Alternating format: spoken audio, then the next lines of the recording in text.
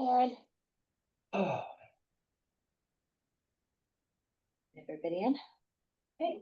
Good evening. Welcome to the August, wrote 2027, getting ahead of myself, August 2025 meeting of the Village Board of Trustees. First up, announcements. We have a new website. Thank you very much to Aaron. It's up. It is much more user-friendly and intuitive. It does have old content that's been migrated to the new website, and we are going through and sorting that and building out. We will build out more content as we go forward. For now, the big step was getting the website. So now you'll see that it's arranged more logically around questions that the public might ask and things that the public might need.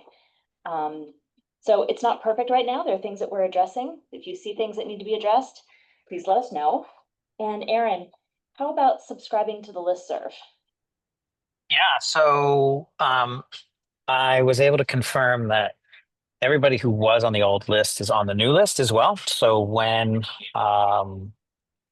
the staff posts news articles and um, for example, a road closure or something like that, that gets emailed out to a list of people, and there were 890 people that were migrated into the new site. So you don't have to resubscribe, although this is a good opportunity for the village residents who aren't on that list to subscribe.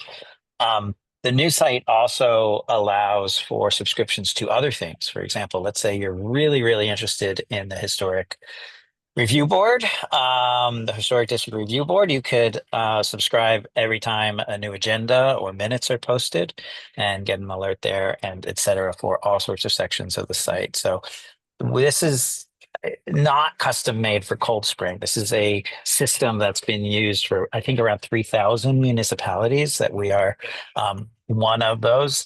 And so the company has a lot of experience understanding what villages of all sorts of sizes and municipalities of all sorts of sizes needs. So I think we've had a really good experience. Like anything, there are limitations and things to be improved, but I think we all have a pretty good understanding of how to make changes. It's more a question of finding the quirks and everything. So, like the mayor said, we'd love to get feedback from people about that. It also works really well on mobile devices, which the old site was barely capable of. So that's something I think moving us to the modern times. Thank you so much. It was desperately needed for so long. Second announcement is yard waste is tomorrow, 8/14. It's pretty wet tonight. You might want to wait till morning to put it out. Just make sure it's out early. Second, opportunity to request a vote to add or modify an agenda item. Matt, the water and wastewater superintendent, came in late in the day with a request related to a fire hydrant. So I'd like to add that under water and wastewater. Make a motion to add it. Favor? Aye. And it was emailed to trustees earlier. We have it here with us too. Next, we'll open the public hearing. This meeting of the Board of Trustees is twofold tonight. One is our monthly meeting, and the second is holding a public hearing on 4 things related to our code. First is repealing Chapter 93, recycling. Second is revising Chapter 59, littering. C is adopting a new Chapter 58, garbage, recycling, and yard waste collection. And fourth is repeal and replace Chapter 27, Recreation Committee. So with that, we've talked about this a lot as a board. Is there any member of the public, either online or in the room, who would like to comment or ask a question? Like making a motion to raise a hand?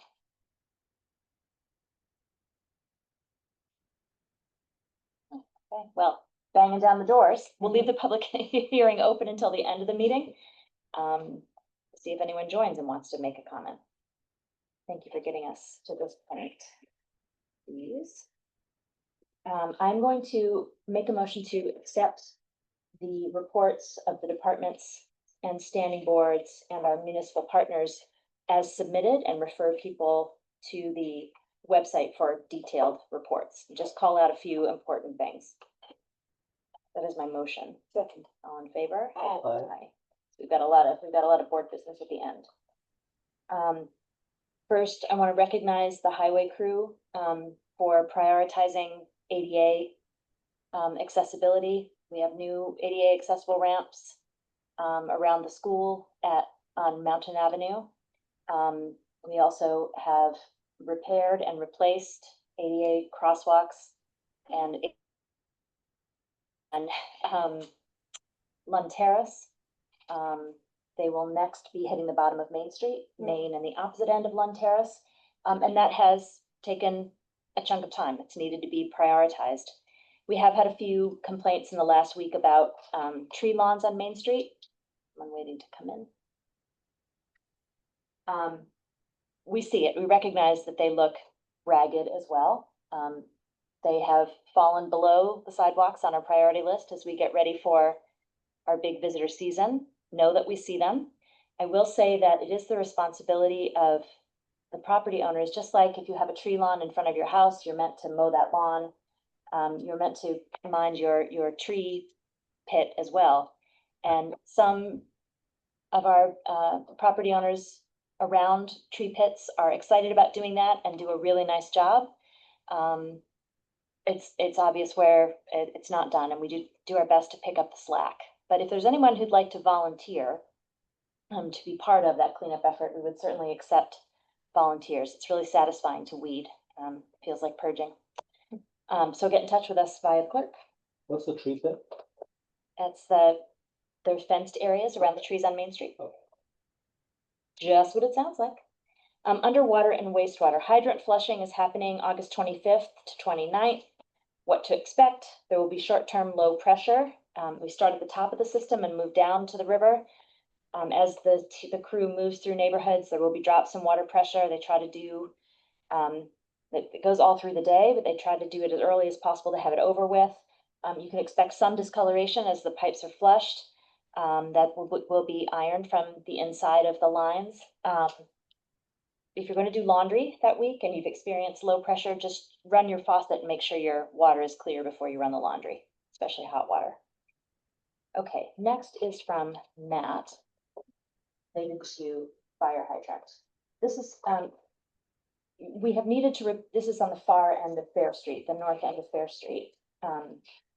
There is a defunct fire hydrant there that has needed to be replaced. It is a good time to do it now with Fair Street open. So Matt has, seeing the timeline of our meetings in August, rushed to get this in today, asking for authority installed while the crews are on the ground on Fair Street. It's a total of $3,895, and those are, they're not single source, but it's, we have a bid here, yes, a big bid. We did get bids. So Was that delivered by email? The bid? yes, it was with his cover letter this afternoon. I don't think that was forwarded to me. Anyone else? It was an info, yes. But I have an email from I Matt. saw the exchange, but I don't know if the bid was included, I assume so. I thought they were all attached. I had it in a printed copy, sorry. Yeah, it looks like Matt sent it to you, Michelle and Kelly, and then when you looped us in. It didn't forward, okay. Sorry about that. So the three bids are from the Carmel Windwater Company at $3,895.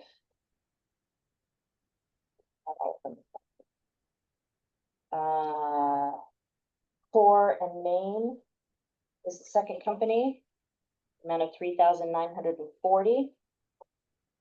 And the last is Schmidt's Wholesale, a total of $5,059.29. So the lowest bid was from Carmel Windwater, who we've worked with before for fire hydrants.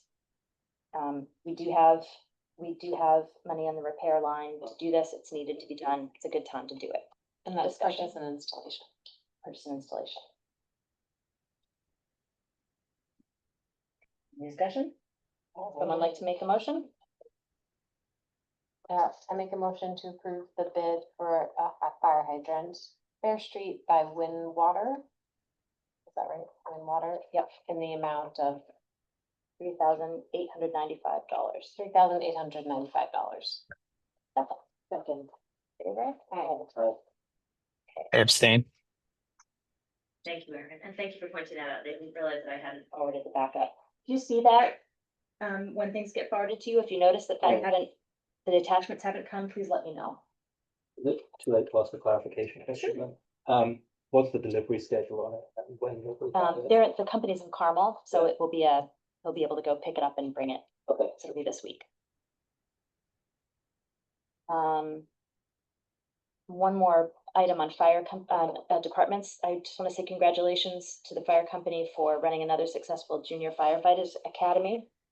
And I want to recognize the effort that the fire department members who put on that event. They take time off work. It's unpaid like everything else for the fire company, but they take vacation. And it's a lot of work preparing for the event, a lot of coordination with other departments to make sure that the kids have a great experience. And they really do, and it's at no charge to the kids. So thank you to everyone who does that. Especially Dan Valentine and Matt Stelz, who've been leading it for years. And also congratulations to Deputy Chief Phillips for being named one of the 2 firefighters of the year by the Putnam. And that was related to the rescue he did last year of the family in the burning house down in near Ansville. Okay, moving on to standing boards. Rec, just want to let everyone know that we did treat the sand at the Tots Park for the wasps. That they're cicada killers. They look like giant wasps. They don't sting, but they're scary. So the sand was treated. The sand was closed for 72 hours, and they're gone. And then as part of rec, we have a number of event approvals. The first is the annual Church Street Block Party, best party in the village all year long. They're proposing it for Sunday, August 31st, which is the Sunday of Labor Day, as they always do. The officer in charge has given his okay. They'd like to close the street around noon, so they can start setting up for their afternoon and party into the evening. Discussion. I'd like to make a motion. I make a motion to approve the request for a permit to close Church Street for the annual block party on Sunday, August 31st, starting at 12. Second. All in favor? Aye. Aye. Okay, the next is, we have a couple of annual events here on our list today. The overdose awareness event, it was originally proposed for 8/24, and then the hub asked to modify it to 8/28. This is the event where they do the gathering on the dock and the, I think the labyrinth of candles in memoriam. So it's 8/28, setup time at 4:30, starting at 6:30, extending to dusk around 8:30, and they'll be cleaned up and out by 9:30. Discussion. Make a motion. I will make a motion to approve the Phillipstown Behavioral Health event August 28th, starting at setting up at 4:30, ending by 9:30. Here's your motion. That was my motion. Second. All in favor? Aye. Aye. You. Okay, the next is also related to the hub. It's the annual 5K that they do around the village. They're proposing it for Saturday, the 20th, for the rain date of the 21st. It's an early morning event before crowds pick up. The officer in charge and I did have discussions with the executive director of the hub about this event. For the last couple of years, they've been reliant upon volunteers and React, also a volunteer-based agency out of Putnam County. And React has not been able to deliver the number of volunteers that they said that they're committed to. And it's created some holes in coverage sections for the event. So Matt and I feel that we should, for pedestrian safety, bring on 4 officers that day to station at prime locations around the village so that we know those intersections are covered. And this is because it's a nonprofit community event, it does not charge the commercial fee. So the village would cover that cost. And that's my proposal. Discussion?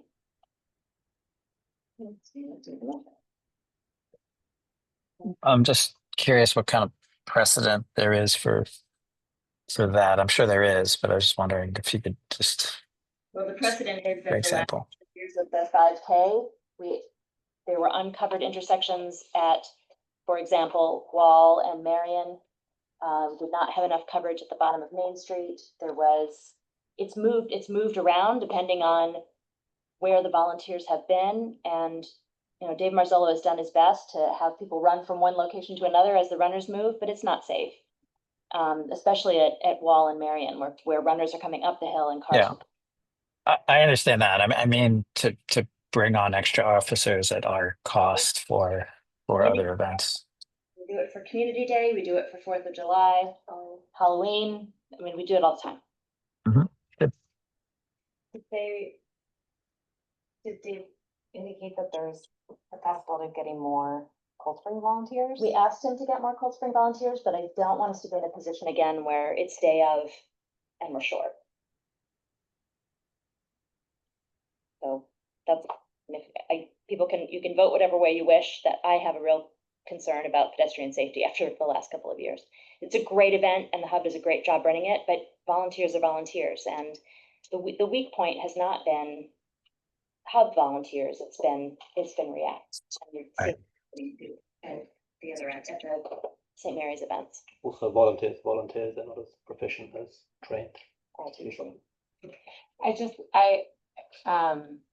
I think then we have to be really careful about approving other events that could involve cost for the, but then we have to really think about, I think that this one is so then we're saying that this one is one that we really want to support, and I think that's okay. So we have provided police coverage for this in the past, in the first year. And then from there, it went back to being primarily volunteers, and we ended up with holes. So when we did the Putnam County, not we, but the county did the Putnam County bike race. I don't remember how long ago that was, but you remember that. Yeah. We had extra police on for that. That's a similar thing.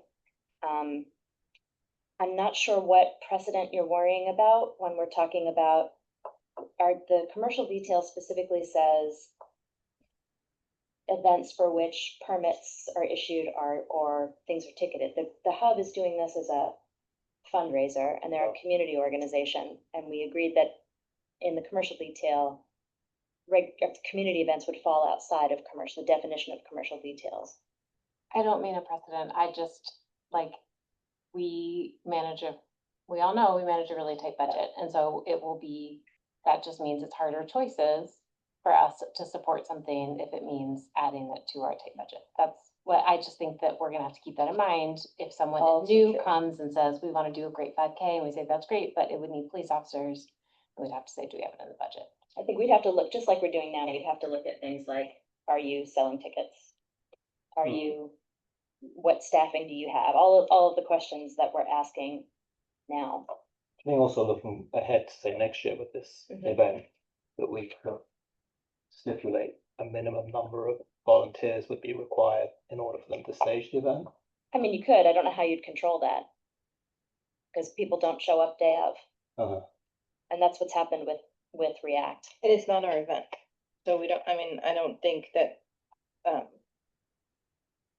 we want to be involved like that, sort of micromanaging their capacity. I think this is, there are how many organizations like this in the village, right? So I think this is, I guess I mean it as yes, in the future, another organization could come and say, oh my God, we'd like to do this, and, and we'll have to address it then. But I think in this case, this is an organization that we work with yearly on this event, on other events. I think, they're an important partner. They provide for us a lot of information and capacity that, our police officers need when they have issues out in the field, so to me, this is, we're talking about just a couple hours, I think, totally fine. Mhm. It would be the minimum 3. For By the couple contract. hours, yeah. So, guess I'll make the motion then, since I'm asking to modify the application. I'll make the motion to approve the Hub 5K, 9/20/25, rain date 9/21.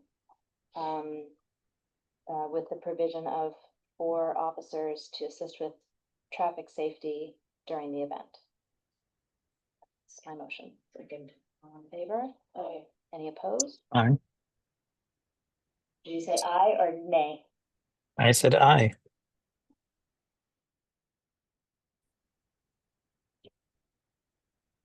Okay. On to our documents. So, I've got Clearwater. Aaron, do you have the updated this that was sent by email a couple days ago? Should be in the pack too. I have the agenda that was posted. Okay, you should, this should be in there. Mhm. I'm just pulling it up so you know what I'm talking about. It's a, Yeah, it says 8/11/25 at the top. that's the one. Okay. So nothing you. is about C Street requests, other than them confirming that they would like to come on September 6th. And they do want to dock on September 6th. The pink items are additional requests from the Clearwater. Sorry? Oh, yours is black and white. Okay, sorry. Those that look grayish are the Clearwater requests. They want to come in the evening on Thursday, no sale. Friday, they have a charter in the afternoon and the docking fees will apply. And then they're doing a fundraising sale. They'd like to do a fundraising sale at 5:30. They would be leaving early in the morning Saturday, so they're out in plenty of time for C Street to arrive midday. The next is the 3rd weekend in September. They don't have any plans for Sunday, the 21st. They plan to just arrive, but they're willing to offer a public sale if we're interested. They have a school sale on the 22nd, and then on the 23rd, an educational sale in the morning. And I think they're proposing another nursery school sale on the afternoon. And then next is the last weekend. It's the same as homecoming, but I don't think that'll be an overlap. On Friday night, there's the homecoming parade, but they're just arriving, they're not sailing. In the morning, there's an AM morning educational sale. They wanted me to ask the board what you think about offering the public sale in the afternoon. First for alumni home from Haldane. I'm not sure how we would confirm that, but they asked what the board might think about that. Which date is that? It's Saturday, the 27th. Okay. I don't know how much overlap there would be. The football game's Friday night, right? And the dance is Saturday. So potentially there are people around. We could ask Haldane to blast it. But then it would be open to whoever else, up to the capacity of the boat. And then on Sunday, they leave in the morning. So what we're looking for is approval for docking of Clearwater on these dates with one paid docking and confirming Sea Streak on the 6th in the afternoon at dock. Okay. Just a small correction here. 'Cause there's a lot of dates and I really appreciate this list. This is great, but Sunday, September is the 28th, not the 27th. Sorry about that. You're right. Right. But that's just very minor. But it's really, really helpful to have all of this listed out. Thanks. I couldn't keep track of it without doing a table anymore. So any concerns about those dates for Clearwater or Sea Streak? So, None here. So someone like to make a motion? Oh, first of all, do you have any thoughts on the Haldane thing that I can give them feedback about? Advertising it as priority to Haldane graduates who are home. They're still paying for it or it's free? That wouldn't be a free sale anyway, because it's a public sale. And what's the capacity of pool, do you know? 35, I think. Mm-hmm. I don't feel strongly one way or the other. We can maybe leave that up to them to decide how they want to market it. Mm-hmm. Okay, so someone like to make a motion? I make a motion to approve, C Street on September sixth docking. And Clearwater arriving September 4, leaving September 6, arriving 21 to 23, then 26 to 28, as listed in this schedule. Second. All in favor? Okay. Hi. Aye. Okay, thanks. And the Clearwater has been incredibly grateful. Public enjoyed having them. Moving on to municipal partners, just a couple quick things. Abigail and I met with the town, whatever day it was, Monday, to talk about improving communications and response times, and I think we've got a good strategy in place. And then I got news today from legislator Montgomery. She forwarded an agenda of the Physical Services Committee that the transfer of the underwater parcel to the village is on the agenda for the Physical Services Committee on the 20th at 6:30. You'll remember back to when we were approving the Fair Street project, our stormwater discharges into the tidal pool, the underwater parcel on Fair Street. And so we had to get approvals from DEC, Army Corps of Engineers, and the county. The county acquired that property as a tax, unpaid taxes. It's surplus to them. Their suggestion was, the DPW commissioner's suggestion was give it to the village so you have one less layer of regulation on that water body. So I can't go to the meeting on the 20th. I don't know if anyone is available to go. I'm out of Drive, town. you're out of town. Where and what time? It's Oh, in no. Carmel and the executive office building in room 318. Yeah, I mean, if I was briefed and had Yeah. instructions, Sure. I would show my Okay. gun, yeah. That's great, just so we have somebody there. Yeah.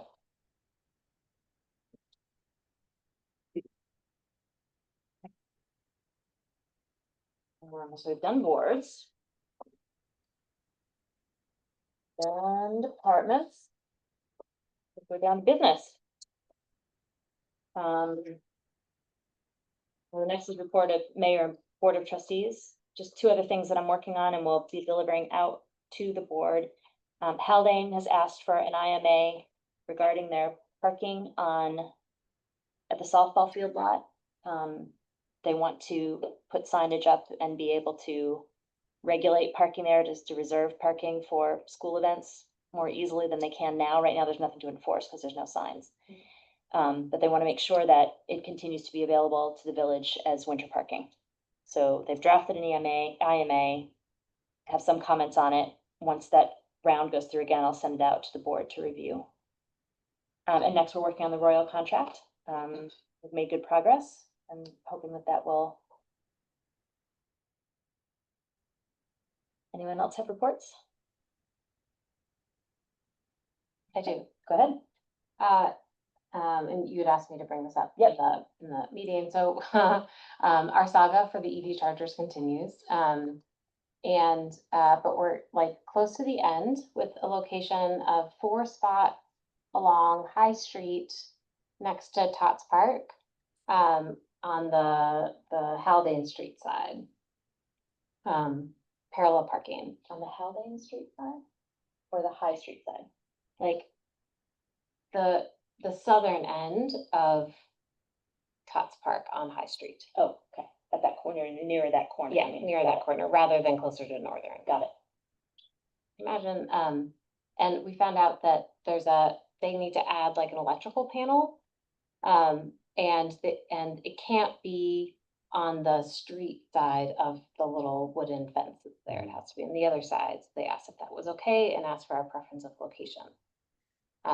So they can, what makes the most sense is just like right next to the parking spots.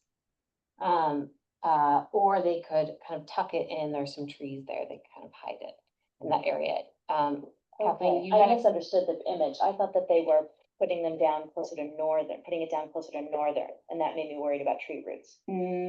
it's. Right. I can sign on and add this, on Zoom if that's important. Okay.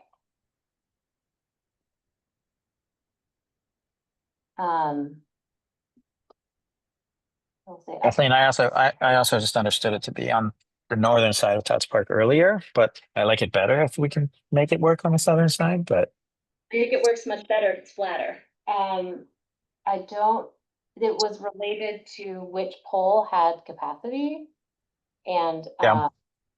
that makes sense. The unit isn't something that drivers actually need to tap into, it's for servicing. it's the other side of it, Right. yeah. If that was the case, then I'd be more in favor of concealing it. I think when you see the illustration, Yeah. it will, Laura, you're gonna be in a loop. I know, that's why I turned down the volume, so hopefully that works. Okay, and then, can you make me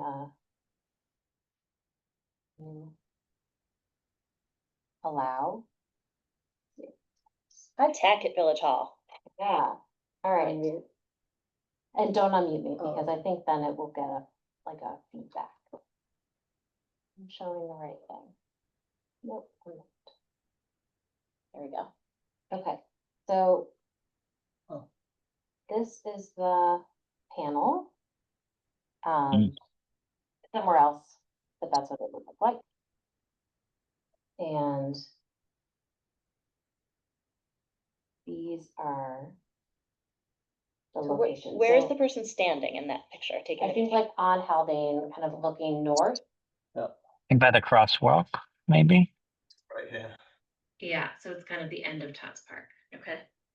And so initially it was gonna be on the left side Mm. where the meters, where the plugs are going to be installed. Yep. But they can't, so they said we can install it on this side of the fence, on the inside of the fence. Or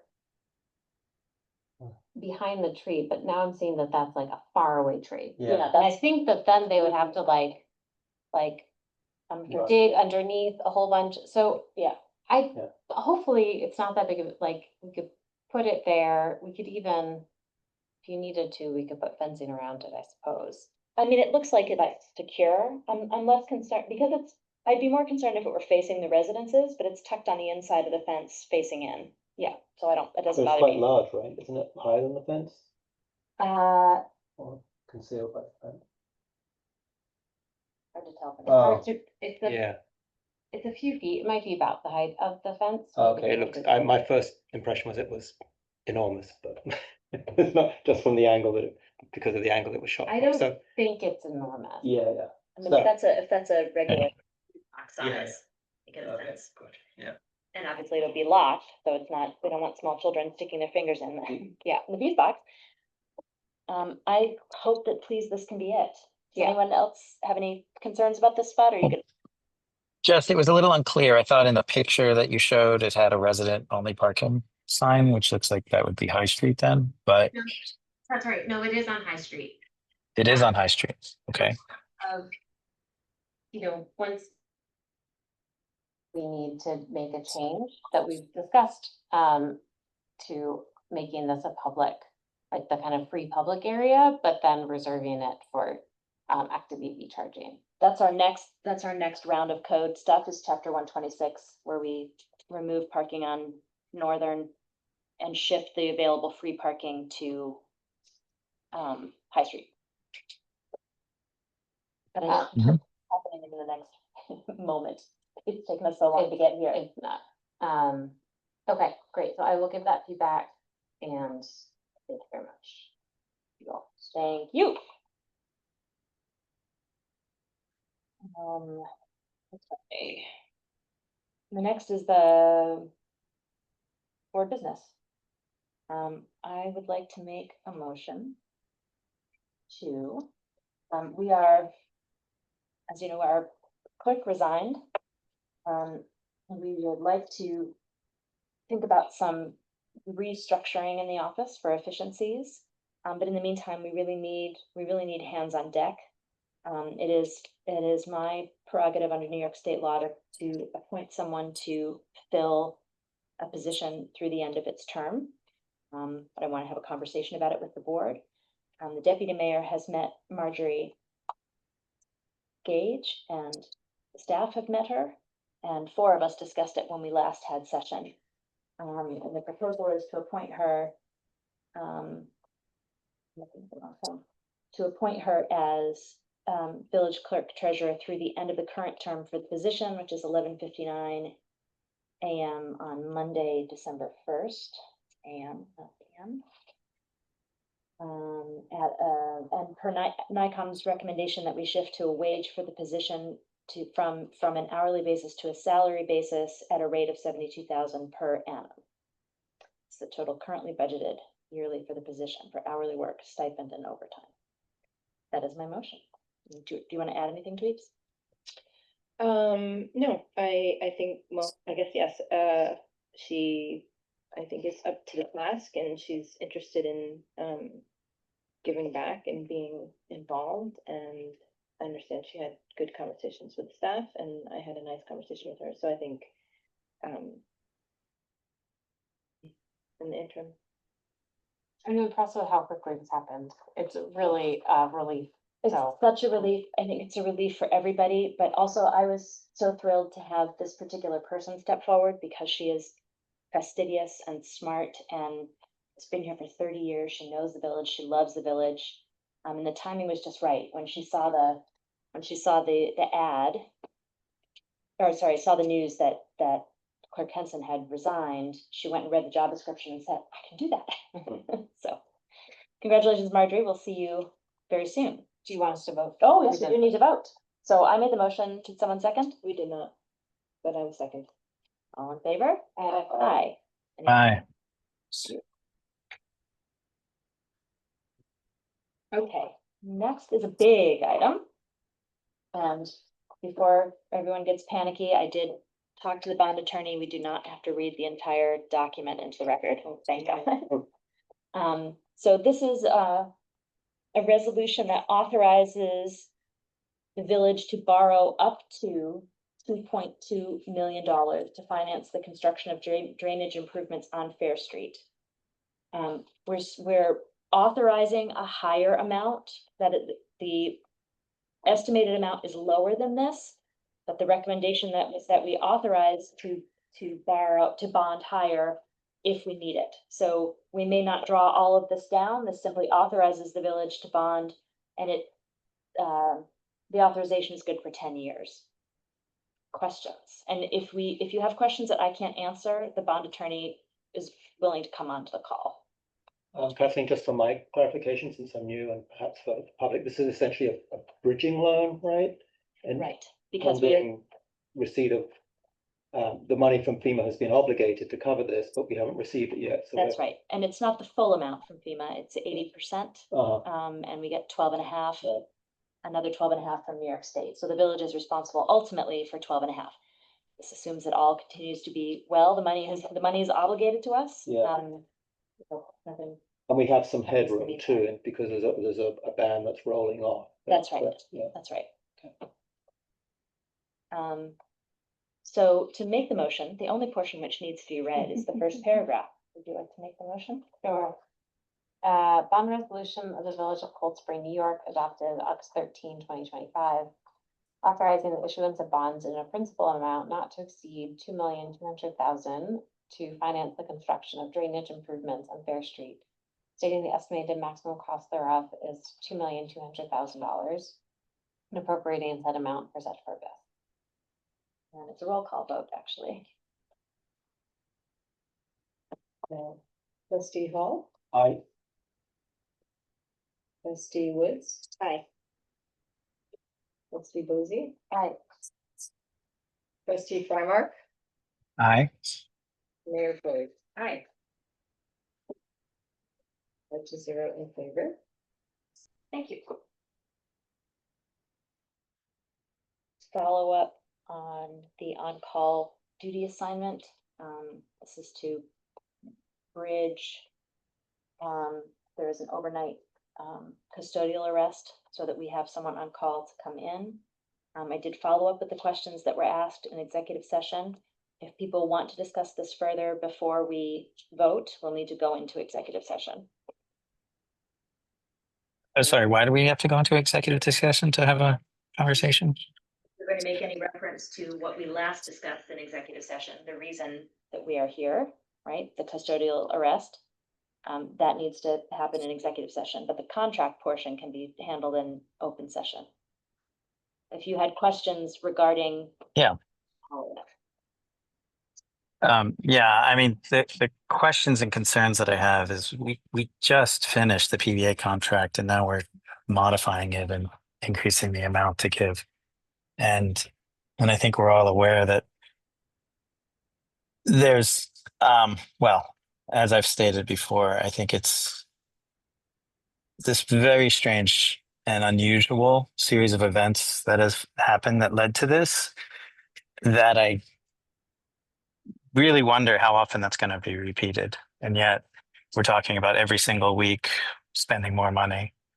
And the police are important, but like our discussion before, the money doesn't come for free. It comes from the taxpayers. And I think it's our jobs to weigh when something is valuable enough to spend. So I really worry that the problem that this is trying to address really lies elsewhere. It lies with judges around the county, and not because we don't have enough police force. We're a tiny village, and I don't think we should pretend to offer a full service like cities might. So Okay. I have big reservations about this. Understood. So a couple things just to make sure that the public record is clear. A custodial arrest could not be arraigned, and an arrest could not be arraigned until the morning. So that you know how courts work, Aaron is right. It is a court issue, but it's not one that we can solve. The process when someone needs to be arraigned in the night is that the municipality's own justice is contacted first. Our primary justice was unavailable. The second had to recuse. From there, New York state law requires that you go out geographically from the municipality and call all of the justices in each of the towns throughout the county. The towns justices, there are 2 in each county. Carmel may have more than that, but 1 is on call for overnight. They take turns, whether it's by month or week, it depends by town. So the 6 towns were called, and the justices all said no. Now it's a contact, but from the police department via the clerk. The justice does not have to give a reason why. They just can simply say, I decline. I don't have any power, you don't have any power to require a justice to come in. It's not something that we have control over. So, correct, we were put in this position because justices would not come in. However, I don't think that's a position that we want to be in again in terms of liability around a custodial situation. The proposal is for on-call hours, 3 hours a week, and that officer would be required to be readily prepared to come in to assist 24 hours a day for that week, with a minimum of 3 hours payment. Other discussion? I just want to make sure that we understood the whys behind as much as we can in public session. Just to clarify, it's 3 hours per week, 52 weeks of the year, so 156 hours. We had discussed the possibility of a agreement with Putnam County Sheriff's Office. And that could be something that the So there, Opportunity may arise in the future. an opportunity may arise in the future. There are reasons in this specific case that I cannot comment on why the sheriff's department could not take this person into custody. But there was a specific reason that the person could not be taken into custody, and if we want to talk about it, we'll have to go into executive session.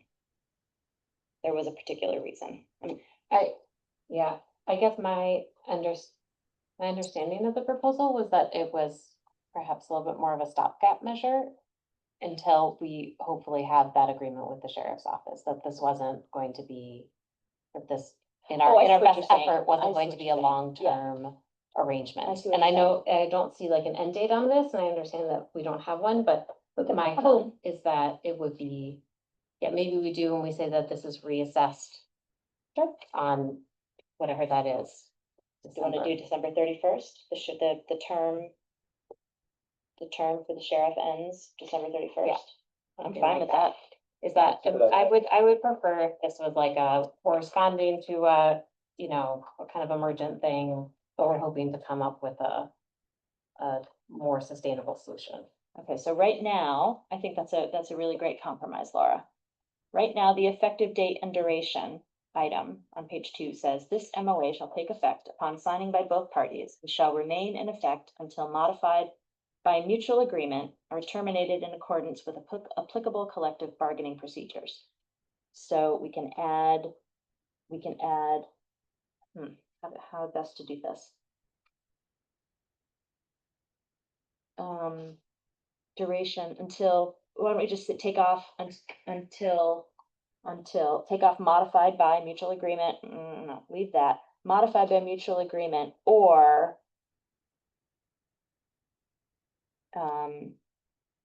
the date of December 31st, 2025. Does that seem like a reasonable way to do it? This MOA shall take effect upon signing by both parties and shall remain in effect until modified by mutual agreement or the date of December 31st, 2025, whichever arrives first, Sooner. whichever is sooner. Mhm. How does that sound? That's good to know. I mean, the language is unclear. It's the agreement shall take effect until we modify it, but is not really what it means. I mean, because we can modify it, but keep the same thing. It should remain into effect until that date, period. If by mutual agreement, we may modify it, is a lot more clear. Can you say that again? So I can write down what you're saying? Maybe you can work from the text that's in front of us. Just shall remain in effect until December. I didn't quite catch the date, 2025. Period. By mutual agreement, this agreement may be modified or terminated in accordance with blah, blah, blah. By mutual agreement. This, MOA. Be modified.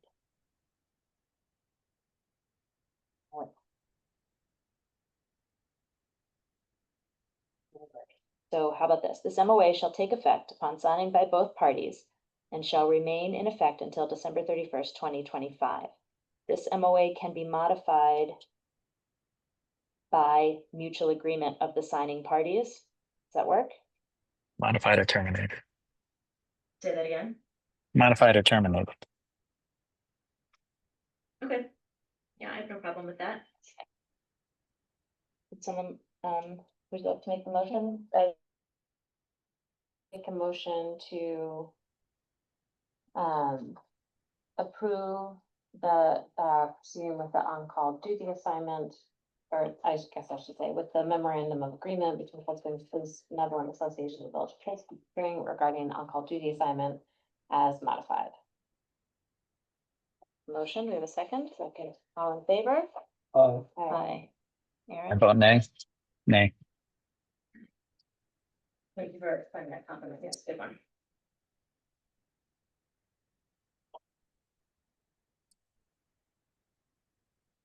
So Kelly, I'll work with you tomorrow to get the text right. So D and E are related to each other. I want to give you some context. I did send you all an update via email, but so that the public is aware. Two things have been in play regarding Route 9D, three things actually.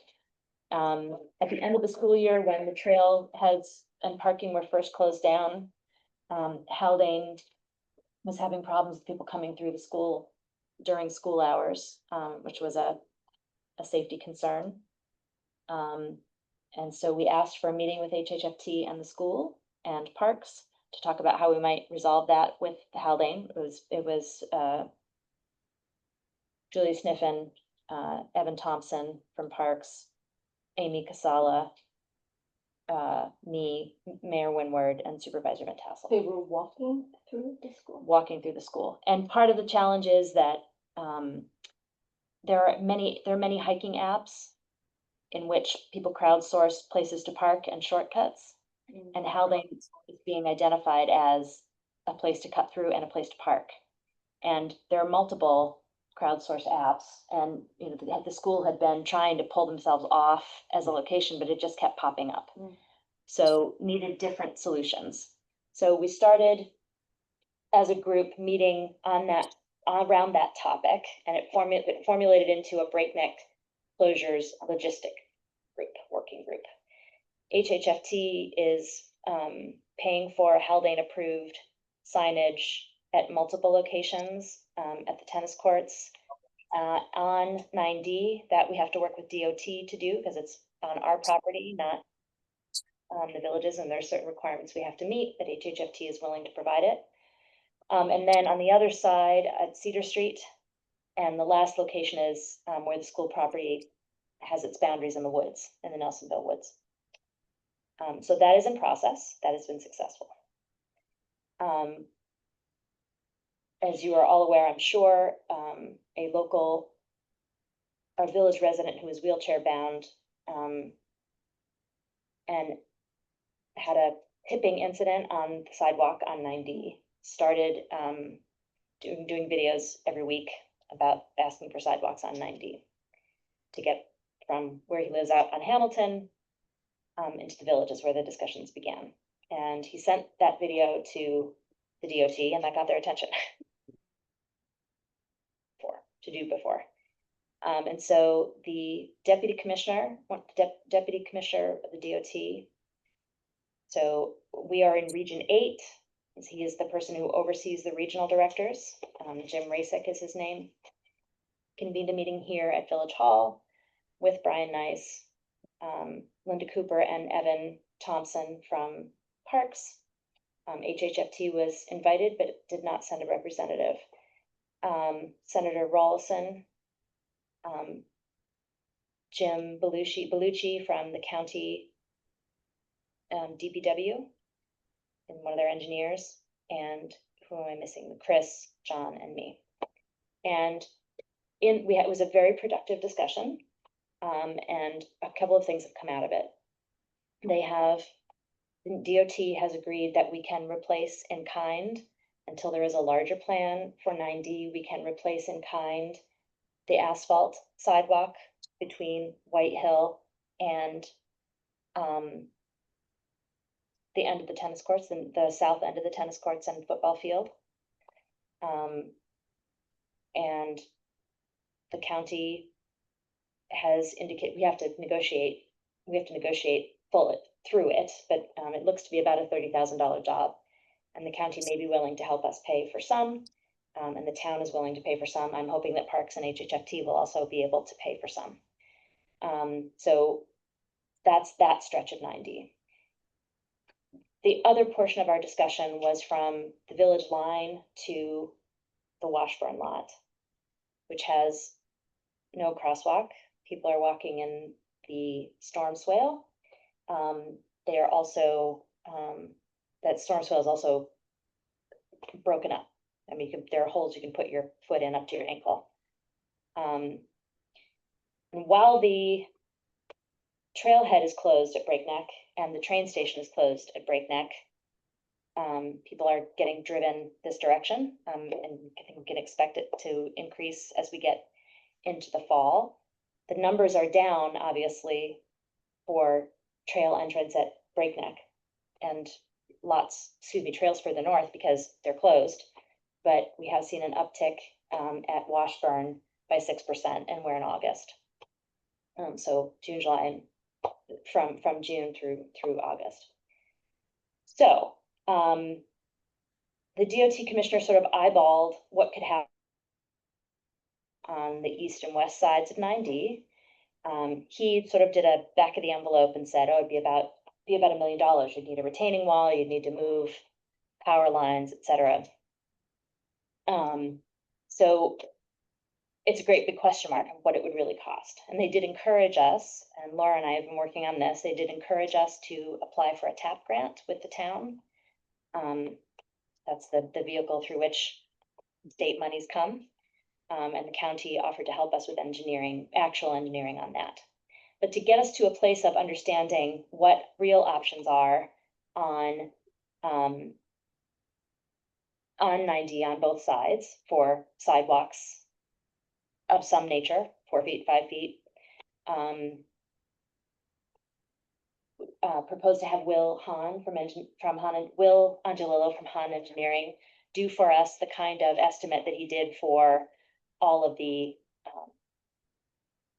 FEMA projects, where he gave us the broad stroke numbers first. So we'd at least have some ground to stand on in conversation about what costs are and how that might be, and hopefully go back to HHFD and Parks and make a pitch to them and to DOT to get a sidewalk done sooner rather than later. Now, it's not going to be speedy by any means. It will require engineering. It's a big construction project, but we got to start somewhere. So I propose that we have Han do that kind of numbers assessment so that we have talking points, ground to stand on, and the town is willing to pay half. So it's estimated at $1,500 to $2,000. So I can't approve this on my own under Public Works, but I wanted to bring it to the board for discussion.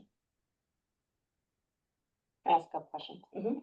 The asphalt part, are we thinking of including, if we get a grant or we get, the ability to actually install sidewalks, will we, the idea to then replace the asphalt Yeah. with real sidewalk? Yeah. And it's really $30,000 to put down. I mean, I have no good sense of construction Well, costs. actually, it was Feels like a lot. originally estimated by the town highway superintendent from the southern end of the field to Whitehall at 55. So that's labor, equipment, Yeah. all of those things, materials. Looking at that condition, the area in front of the field itself is not in bad shape. That was put in 2011 when the new field was opened.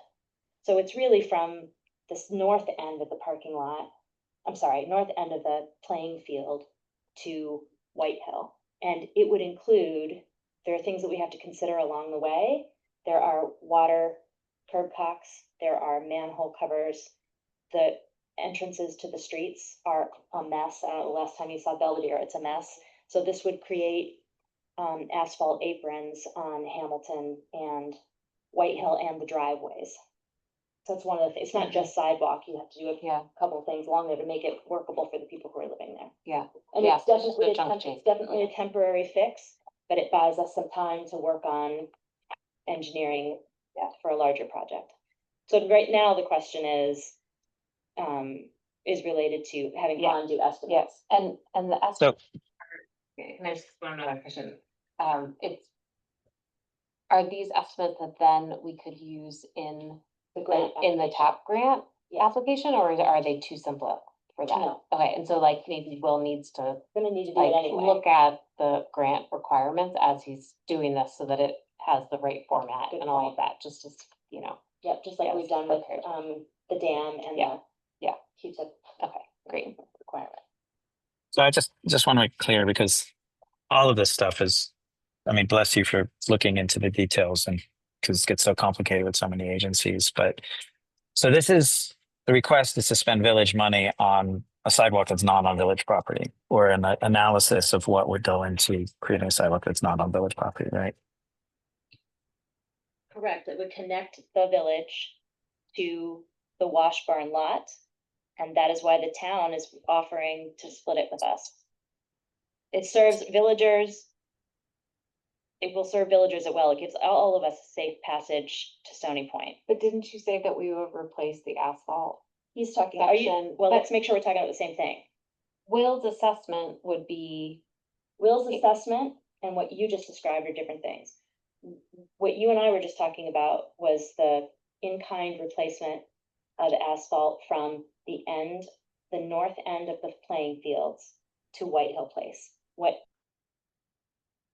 multi-agency and the direction it's going out of the village, that is the part that needs the engineering. And the TAP grant for the whole project would be an intermunicipal, we would be working with the town and the county and applying for the grant. but then Will should do an assessment of the whole section that The section that's we go would from apply for White the grant Hill, for. he could do. But at this point, we're trying to identify, at least wrap our heads around what that end piece is, so we can be advocating at that end. The asphalt is temporary. To do the consideration of 9D from Washburn to the end of the village is a much bigger prospect. So the TAP grant wouldn't be any village property. No, it could be village property. I'm saying that in this moment, to get to a number for negotiating and getting us toward the TAP grant, the place where we don't know numbers, and we don't know numbers in the biggest way, is from White Hill to the Washburn lot. Because they weren't actually explored in any depth as part of the alternatives analysis for the fjord trail. Did that answer your question, Aaron? I mean, it does. I'm not fully convinced that, I mean, as much as I'd like sidewalks there, I don't think the village should pay for the sidewalks there. I'm not saying we pay for the sidewalks there. The mechanism, the way this. You're literally asking for money to start the process. So, I'm asking money to establish an estimate, which we can use to negotiate with DOT and with parks and with HHFT. It is in villagers' best interest to have a sidewalk there. And it's not moving forward. It's not moving forward other ways. Right now, we have us saying we really want a sidewalk, and we have HHFT saying that's really hard. We haven't done the engineering. So what we're trying to do is get our heads around a number that we can negotiate with. And we can say, you can say, it's not really our deal, but at what point do we, at what point do we make it our deal? the point that it's a village property line, that part.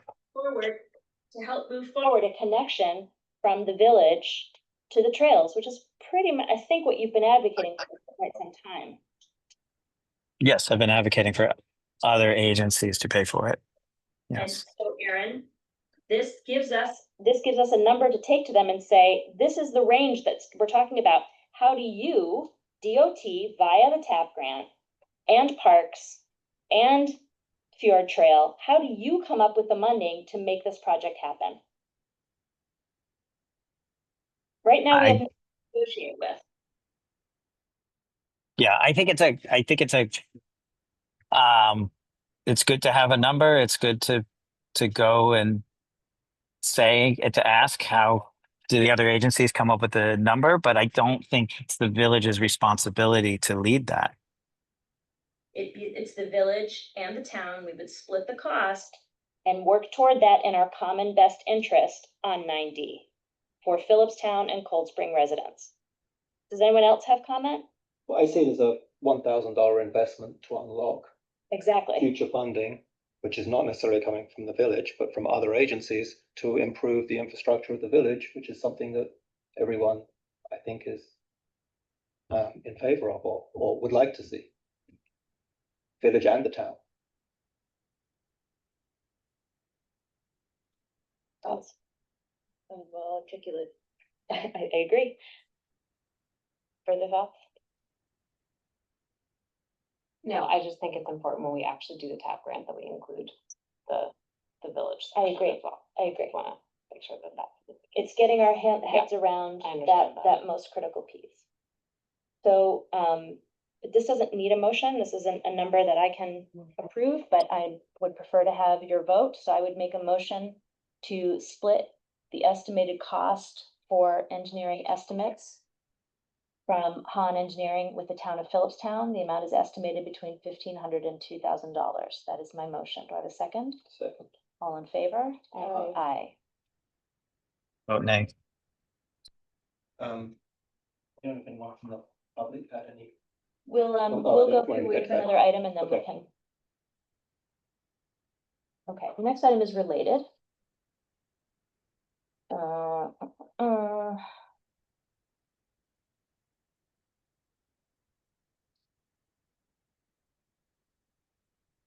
what has come to the forefront of my mind as we've been having these discussions, with this, logistics working group. And this afternoon, actually, it was pretty close to 4 o'clock. Hudson Highlands Fiord Trail did send minutes from the last discussion, and sent them around to folks. You may not have time to read them, but they do document the fact that the town, the school, the county, the village, parks, HHFT have been talking about particularly in that section from White Hill to the Washburn lot. I, having watched what happened in Texas in the floods, have a real concern that we are proactive as a municipality in addressing potential liabilities. So that if something bad happens, we don't see what happened in Texas happening to this village board, which is all the fingers pointing back at the local municipality. What did you do? What, what were you responsible for? So, I have drafted, the village attorney has commented on, a resolution that identifies the conditions, the current existing conditions on Fair Street within the village, outside of the village, and on 9D. And identifies New York State Parks and HHFT as, they're driving folks and describing these pathways as walkable, sort of putting them on written notice that we're aware of the dangerous conditions there and part of the public record. So today I sent around the full red line with comments from the village attorney, and I incorporated Laura's comments in, and then I gave a clean copy with the discussion points that Laura raised to focus in. The village attorney, in terms of format, has suggested that this resolution be accompanied by a letter from me that the board approves. That letter is not drafted, so I don't, he got back to me yesterday when I was traveling, so I didn't have time to do a letter. So my suggestion is that we don't have to vote on this tonight, but I wanted to put it forward in front of you for feedback, to then bring it back to you on the 27th. And we can take public comment if we'd like. So, discussion. Yeah, I'm very, very concerned about the tone of this letter. But not only that, I just really don't understand when this year trail visitation is down, as you noted, 46%. That's on. Like, why have we just discovered there are no sidewalks? There have never been sidewalks in this area. And it's never been a huge pressing issue until now. I am very much concerned that we can't just give up liability. That's not governing. Like, we are liable. We are responsible for the pieces under our control. And the original draft of this letter says we just assign liability, which I'm glad It's not that we that was talked. I'm glad we talked to the lawyer because you can't just do that, right? what a draft is, Aaron. And but I think it's also revealing, and the draft is also part of the public record. It's there are ways to partner, and I Hi, think did I consistently. understand you're taking public comment? No, not at this time, not at this time, but we may. We're gonna Thank have you. more discussion first, and then we can, if you would like to speak, we can vote to open public comment. Right now, it's Thank a you. board discussion. Thank you. No problem. So I feel like over the last several years, this is just reopening conversations that I imagine very few of us want to reopen. But apparently I'm wrong about that. I don't know. We've been approached in the past. We're talking about sidewalks, we're talking about this, and I don't think we were receptive to that in the past. And now we're saying, well, you've never talked about sidewalks. It's just, to me, it's just not good governing to just say everything that from here on out happens, it's your fault. Which is effectively what this draft says. It doesn't. It doesn't. So a couple of things. Why is this coming? I just want to also say you have a tendency to personally respond to every comment, and sometimes comments are just discussions, and so just So I'm responding. go ahead. As in the discussion, I'm going to give you a response, and then I'm going to open it for other board members to respond to you.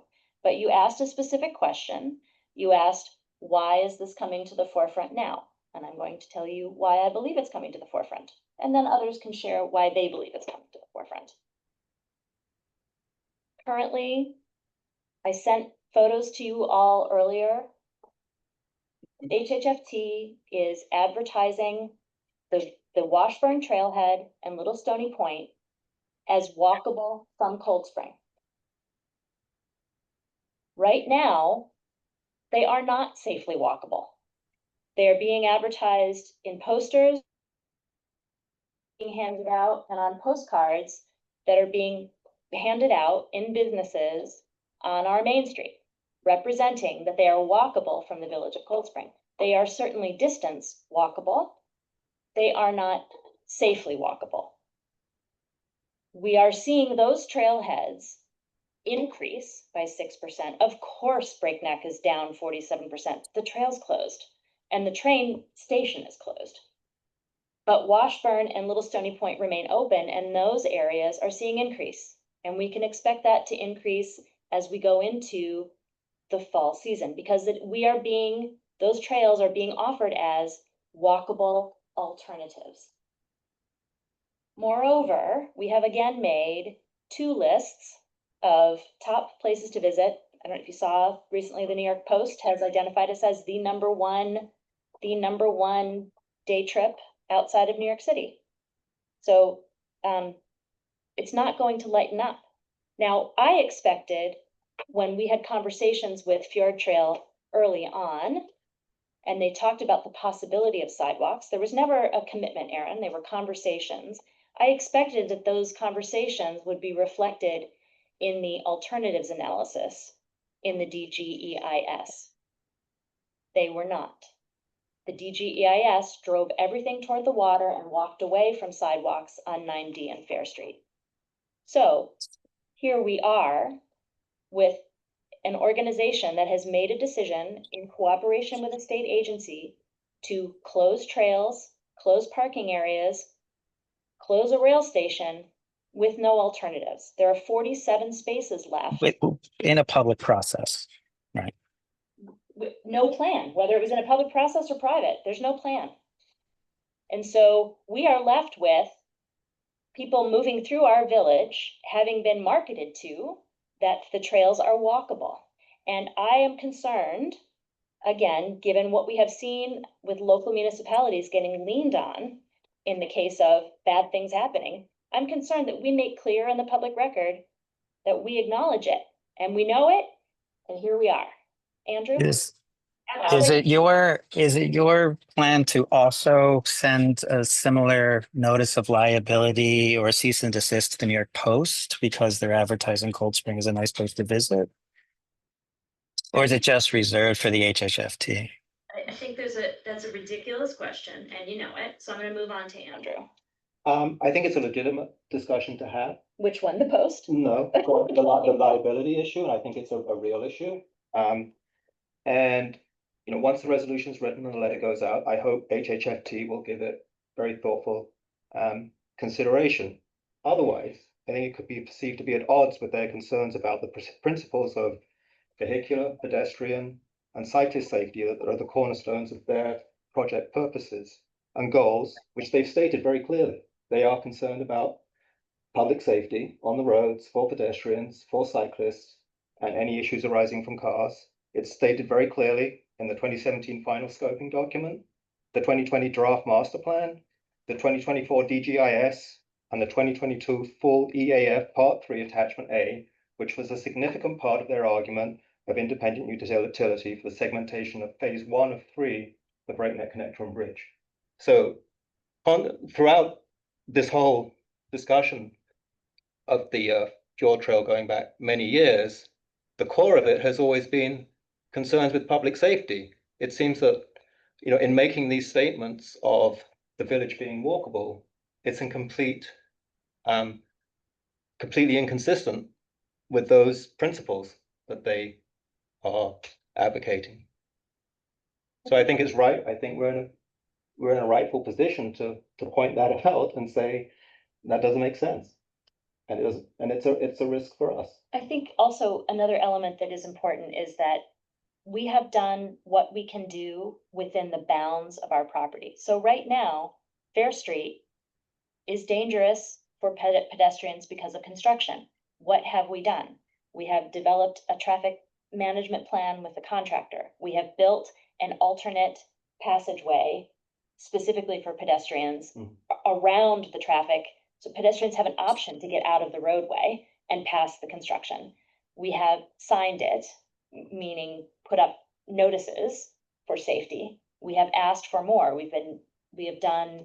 Had our officers take photographs and document on the weekends what they see, and formulated a request to the engineers for additional signage and additional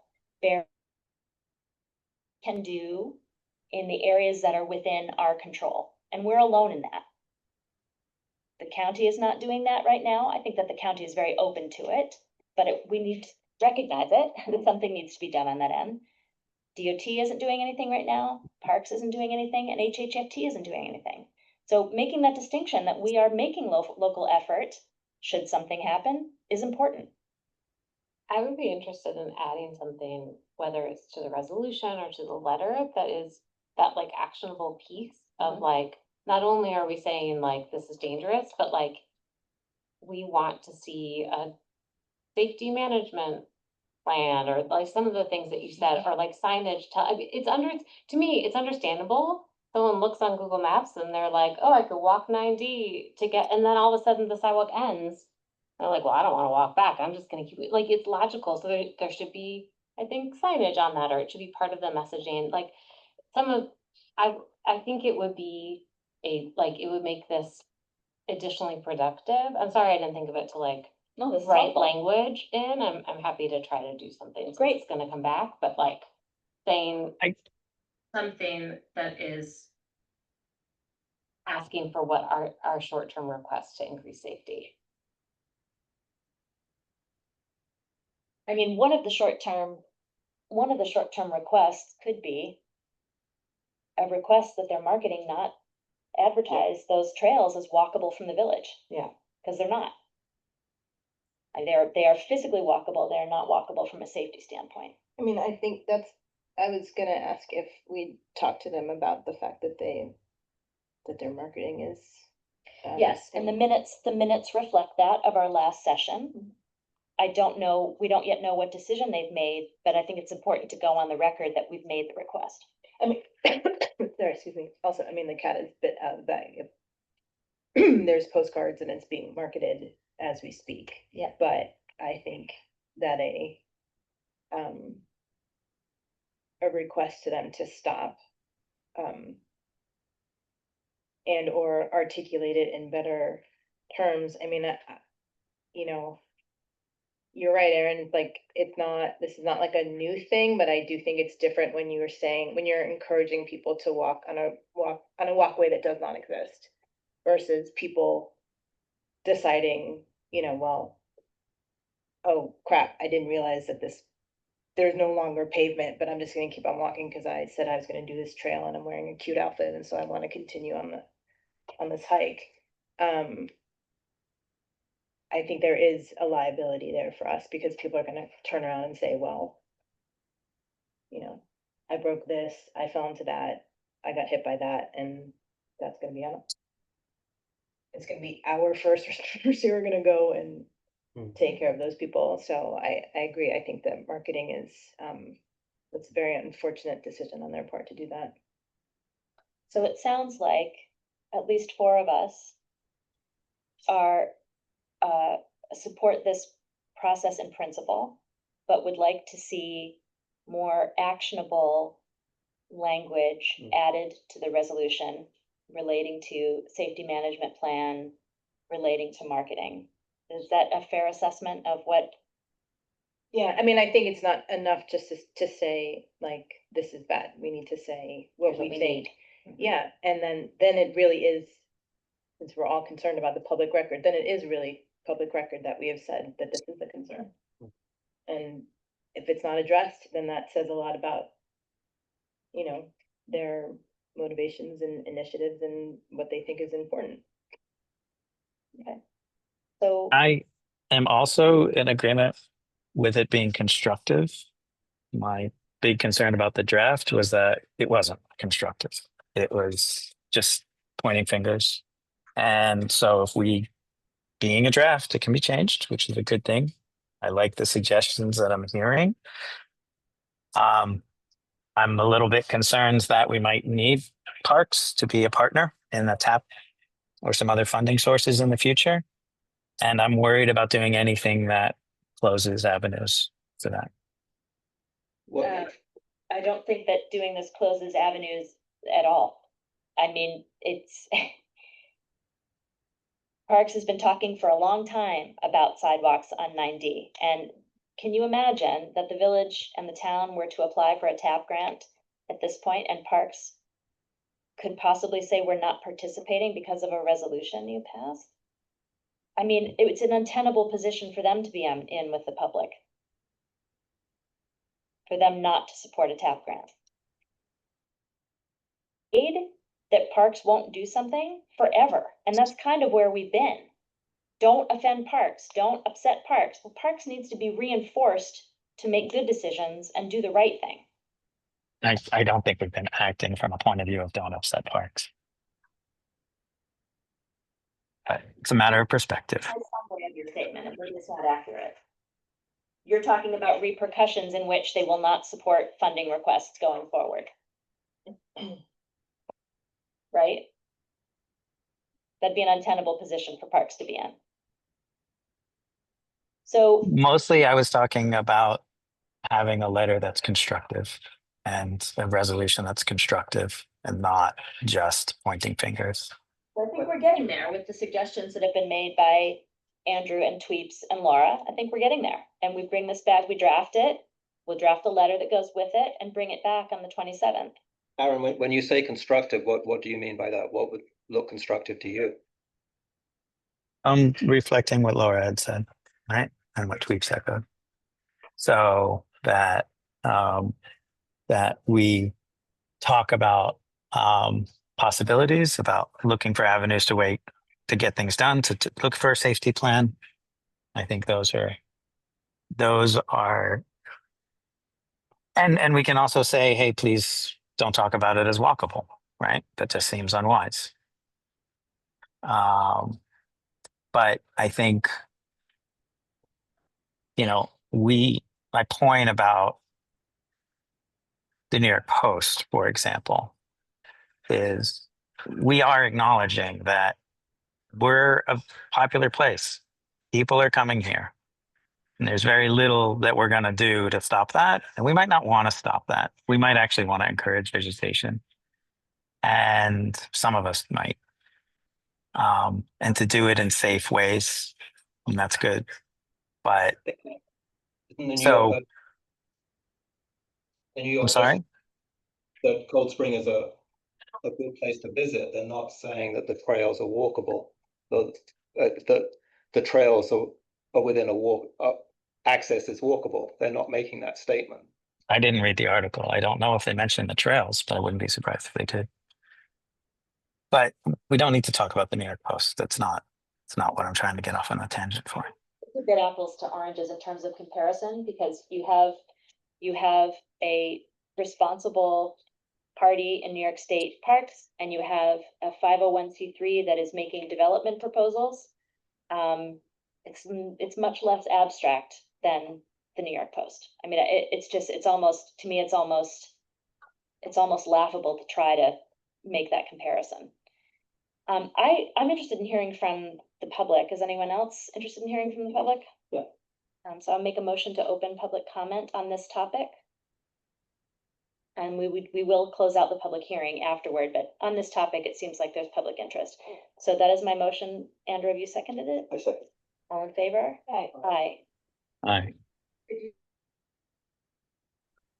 Aye. I'd like to make comment.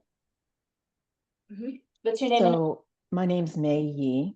I'm right on 9D with my husband. We bought a house that is north of White Hill, between White Hill and the Washburn Trails. So we're actually right in this stretch that we're speaking of. And I'm basically half a driveway away from being in the village of Cold Spring. I'm on the Phillipstown side. But when we bought the house in the end of 2014, we've wanted sidewalks there because this is the way we get to our home whenever we're walking. So, the discussion about visitors or no visitors, this is something that we have wanted forever because it's difficult to walk there. My husband has crashed on his bike into the storm ditches. At night, it's very dangerous. I have to stop to be able to, when cars are passing. My neighbor is very much, when they moved in, she said, how can we get sidewalks here? And I know when we first were homeowners here, there was talk about putting in sidewalks. And we said, yeah, definitely we support that. And I don't know, just seems like basic infrastructure. And I really appreciate the municipalities kind of taking this seriously. I've called DOT and asked, how can we do this? It just seems like a basic thing. And they said, well, it's really a municipalities thing. So I, for one, just really appreciate that Cold Spring is looking at this along with the town of Phillipstown to look at a solution for this whole stretch. There's no real separation. It's a stretch that we all benefit or suffer from. And, I won't speak for my neighbors themselves, but like I said, they've asked me as well, how can we do this? We have kids. We don't even want to walk here. We go around through the woods to avoid this. Or if we have older visitors, like I'm able-bodied, I can walk, but it feels dangerous. But if we have older visitors, anyone, we will drive people because right outside of our driveway, there's no sidewalks. It's the storm ditches. So I'm, I guess, putting in my support and plea that, you do continue to look at this because it just seems like a basic amenity, not even an amenity, but just something that is needed. And we, having our house right on this stretch, we are in full support of whatever is needed in terms of, our property. So I want to speak to that. And I don't know if there's anything more I should say or add to, or there's questions about, but I do appreciate the board looking into this and taking it seriously. Thank you for your comment. Thank you. Are there Thank any you. members of the public who wish to speak? I'd like to Arnie. say something. Okay, hi. Hi, so Catherine Lucasher, sorry, I'm not camera ready exactly, but my husband and I just purchased a house at 3 Hamilton, right next to Brian Nice, who has been advocating for these sidewalks. And yeah, it was interesting because I guess I should have looked into this first, but we purchased the house and then I was like, we can walk to Little Stony Point. And then we started and then the sidewalk hit it. And I guess we should have done more investigation before pursuing that. But I think that in terms of the walkability to Little Stony Point, and we see people streaming past all the time, walking to the trails.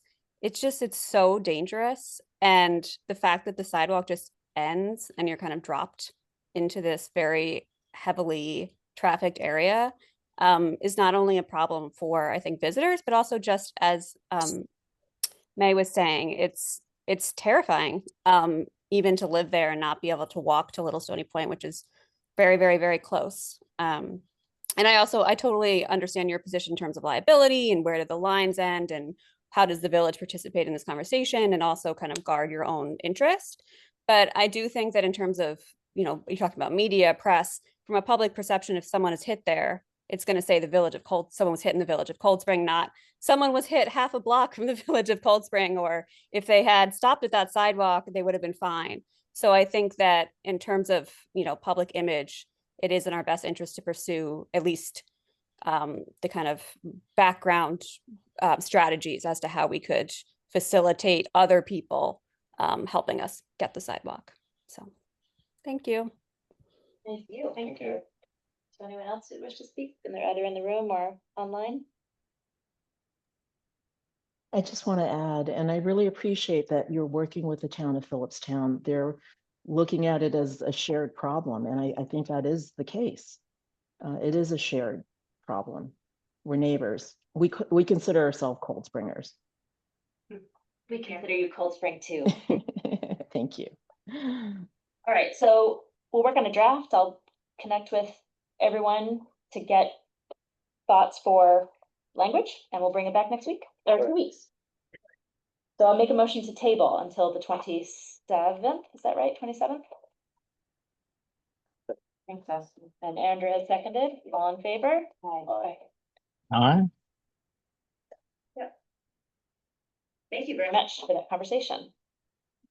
Now coming back to continuation of the public hearing, would any of the folks who are online like to comment on our proposal for local laws relating to garbage, recycling, yard waste and the rec committee?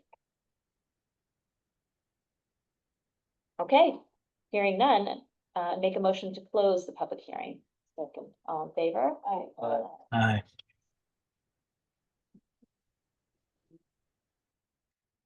By resolution. They're short resolutions, you do into the record and it's a roll call vote. So maybe everybody takes turns. Who would go ahead? I'll start. Resolution 31, 2025, adopting local law 03 of 2025, repealing chapter 93 recycling. Following resolution was offered by trustee Bozy for adoption and seconded by trustee Woods to it. Whereas chapter 93 of the village code was adopted in 1992 and its policies and procedures are no longer relevant in the village of Cold Spring. Whereas the village of Cold Spring Board of Trustees has caused to be prepared a draft of the new local law to be known as chapter 58 garbage, recycling and yard waste collection, which will supersede the policies and procedures currently contained in chapter 93 recycling. Whereas the village of Cold Spring Board of Trustees held a duly noticed public hearing on repealing chapter 93 recycling on August 13, 2025. Whereas the village attorney has advised that no action is required by the Cold Spring Board of Trustees under the New York State Environmental Quality Review Act, as secret does not apply to the adoption of this type of local law. Now therefore be it resolved that local law number 03 2025 is hereby adopted and the deputy village clerk is authorized and directed to take all the actions necessary to complete the local law adoption procedure, including filing said local law, the New York State Office of the Secretary of State. Roll call vote. Trustee Bozy? Aye. Trustee Freimark? Aye. Trustee Hall, Aye. trustee Phillips Woods, Aye. Mayor Foley. Aye. Motion passes by a vote of 5-0. Okay. Who wants to tackle littering? Oh, me. Resolution 32-2025, adopting local law 04 of 2025, amending chapter 59 littering. The following resolution was offered by myself, trustee Woods, for adoption and seconded by Seconded. trustee Hall, to wit, whereas the Village of Cold Spring Board of Trustees has caused to be prepared a draft of the local law to amend chapter 59 littering by repealing 59-17 and 59-19. And whereas the Village of Cold Spring Board of Trustees held a duly noticed public hearing on the draft local law beginning on August 13th, 2025. And whereas the village attorney has advised that no act trustees under the New York State Environmental Quality Review Act, SECRA, as SECRA does not apply to the adoption of this type of draft law, local law. Now therefore be it resolved that the local law number 04 of 2025 is hereby adopted, and the deputy village clerk is authorized and directed to take all of the actions necessary to complete the local law adoption procedure, including filing said local law with the New York State Office of the Secretary of the State. On a roll call vote. Trustee Bozzi? Aye. Trustee Farmark? Aye. Trustee Hall? Aye. Trustee Phillips Woods? Aye. Mayor Foley? Aye. Resolution passes by a vote of 5-0. Okay, I'll go. go for it. Resolution number 33-2025, adopting local law 05 of 2025, creating chapter 58, garbage, recycling and yard waste. The following resolution was offered by trustee Hall for adoption and seconded by Mayor Foley. to wit. Whereas in 2022, the Village of Cold Spring Board of Trustees began contracting for removal of garbage, recycling and yard waste, and whereas a local law is necessary to reflect current policies and practices related to the collecting of garbage, recycling and yard waste, and whereas the Village of Cold Spring Board of Trustees has caused to be prepared a draft of a new local law to be known as Chapter 58, Garbage, Recycling and Yard Waste Collection, and whereas the Village of Cold Spring Board of Trustees has simultaneously proposed to repeal Chapter 59, Section 17 and Section 19, since said sections are covered by the proposed new Chapter 58, and whereas the Village of Cold Spring Board of Trustees held a duly noticed public hearing on adopting Chapter 58, Garbage, Recycling and Yard Waste on August 13, 2025, and repealing Chapter 59, Section 17 and Chapter 59, Section 19, and whereas the village attorney has advised that no action is required by the Cold Spring Board of Trustees under the New York State Environmental Quality Review Act, SECRA, as SECRA does not apply to the adoption of this type of local law. Now therefore be it resolved that local law number 05 of 2025 is hereby adopted, and the deputy village clerk is authorized and directed to take all of the actions necessary to complete the local law adoption procedure, including filing said local law with the New York State Office of the Secretary of State. On a roll call vote. Trustee Bozzi? Drops out sometimes. Aye, if I was called, yes. Trustee Hall? Aye. Trustee Phillips Woods? Aye. Mayor Foley? Aye. The resolution passes by a vote of 5-0. I Well, can take the last one, if not. and the last one is 2025. Did you say you'll take the last one, Aaron? I'm happy to, but also it might be simpler if you do it. Oh, it might be complicated with the dropping in and out. I should have Andrew read it just because he's got a better accent. Okay. Resolution number 34-2025, adopting local law 06 of 2025, repealing and replacing Chapter 27, Recreation Commission. The following resolution was offered by trustee Hall for adoption and seconded by trustee Woods, to wit, whereas Village of Cold Spring Code Chapter 27, Recreation Commission was adopted in 1975 and periodically amended in the years since, and whereas written Chapter 27 Recreation Committee Recreation Commission does not reflect the actual powers and responsibilities of the Village of Cold Spring Recreation Commission, having been replicated from another municipality with a larger and more complex recreation program. And whereas the Village of Cold Spring Board of Trustees has caused to be prepared a draft of replacement text for Chapter 27 Recreation Commission that is reflective of the powers and responsibilities of the Recreation Commission. And whereas the replacement local law shall be known as Chapter 27 Recreation Committee, and the volunteer board described in the chapter shall be known as the Recreation Committee. And whereas the Village of Cold Spring Board of Trustees held a duly noticed public hearing on repealing Chapter 27 Recreation Commission and replacing it with a new Chapter 27 Recreation Committee on August 13th, 2025. And whereas the village attorney has advised that no action is required by the Cold Spring Board of Trustees under the New York State Environmental Quality Review Act, SECRA, as SECRA does not apply to the adoption of this type of local law. Now, therefore, be it resolved that local law number 06 of 2025 is hereby adopted, and the Deputy Village Clerk is authorized and directed to take all of the actions necessary to complete the local law adoption procedure, including filing said local law with the New York State Office of the Secretary of State. On a roll call vote. Trustee Bozzi. Aye. Trustee Farmark. Aye. Trustee Hall. Aye. Trustee Phillips Woods. Aye. Mayor Foley. Aye. The resolution passes by a vote of 5-0. I just want to recognize the deputy mayor for having worked with the rec commission to get us to a draft, putting the time in. Thank you. I don't think I knew that was just 3 years old. Yeah, That's crazy. and written for Austining. Mhm. Okay, bills, who's got them?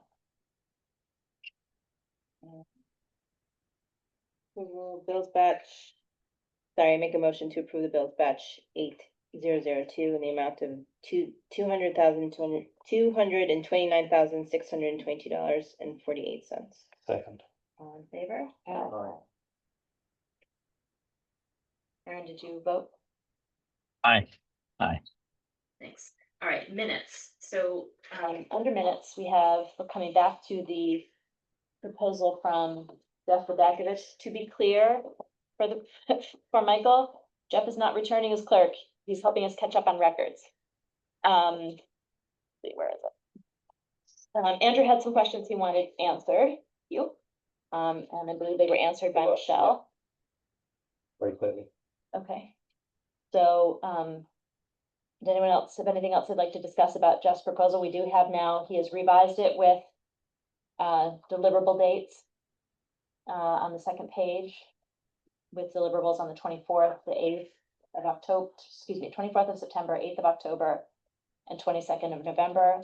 I have additionally asked him, and he agreed by email, to prioritize the June 11th, thank you, Kelly, the June 11th minutes as they're needed to make a reporting by the court clerk. And he will have those done on the 22nd. Any other discussion? Godspeed. I really want that job. Would make a motion to authorize me to sign?